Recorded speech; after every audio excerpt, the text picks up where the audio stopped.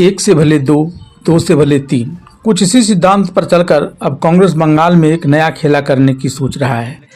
तमिलनाडु, बिहार, झारखंड, महाराष्ट्र, उत्तर प्रदेश के बाद अब पश्चिम बंगाल में भी कांग्रेस को एक मजबूत सहयोगी की तलाश है जो आगामी विधानसभा चुनाव में उसकी नैया पार लगा सके।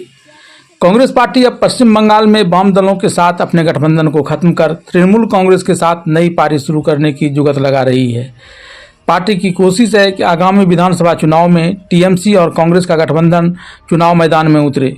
भले ही लोकसभा चुनाव के दौरान टीएमसी इसे 4-5 सीट ही देने की बात करती रही, जिसे नाकाफी बताते हुए कांग्रेस ने लेने से इनकार करते हुए वाम दलों के साथ समझौता कर चुनाव लड़ा था। लेकिन इस चुनाव में टीएमसी जहां 29 सीटें जीतने में सफल रही, वहीं कांग्रेस को सिर्फ 1 सीट मिली और कांग्रेस के साथ गठबंधन में रही वाम दल का तो वहां खाता तक भी नहीं खुल सका। इतना ही नहीं, इन गठबंधन के दोनों सहयोगी दलों के वोट प्रतिशत में भी भारी गिरावट आई। ऐसे में कांग्रेस और लेफ्ट अब दोनों दलों में गठबंधन को लेकर दोबारा सोचने की मांग उठ रही है। कांग्रेस के एक वरिष्ठ नेता ने कहा कि लेफ्ट के साथ हम विधानसभा और लोकसभा चुनाव लड़ चुके हैं, हमने इसके परिणाम भी देखे हैं। ऐसे में हमें नए सिरे से अपनी रणनीति पर विचार करना चाहिए। पश्चिम बंगाल में अगर हमें अपना अस्तित्व बरकरार रखना है तो टीएमसी जैसी मजबूत पार्टी के साथ यहाँ गठबंधन करना होगा। वहीं लोकसभा चुनाव में टीएमसी ने भले ही बेहतर प्रदर्शन किया हो, लेकिन इसके परिणाम से साफ है कि मुख्यमंत्री ममता बनर्जी के लिए भी आगे की राह बहुत ज़्यादा आसान नहीं है। बंगाल की कई सीटों पर कांग्रेस उम्मीदवारों ने हार जीत में बड़ी भूमिका निभाई।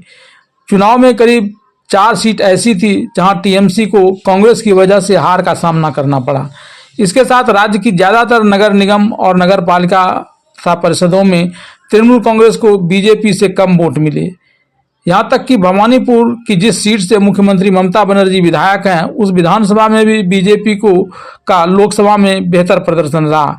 ऐसे में तृणमूल कांग्रेस के लिए भी आगे की लड़ाई बहुत आसान नहीं है और वह भी वहाँ एक नरम रुख वाले कांग्रेस अध्यक्ष की तलाश में है ताकि आगामी विधानसभा चुनाव में दोनों दल गठबंधन के तहत चुनाव लड़ सके।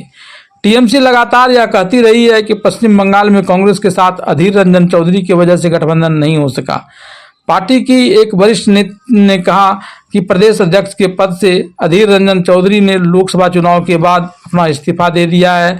ऐसे में उनका त्याग पत्र मंजूर होने की स्थिति में पार्टी टीएमसी के साथ नरम रूप रखने वाले नेताओं को यह जिम्मेदारी सौंप सकती है, जिससे भविष्य में टीएमसी के साथ गठबंधन की संभावना बढ़ जाएगी।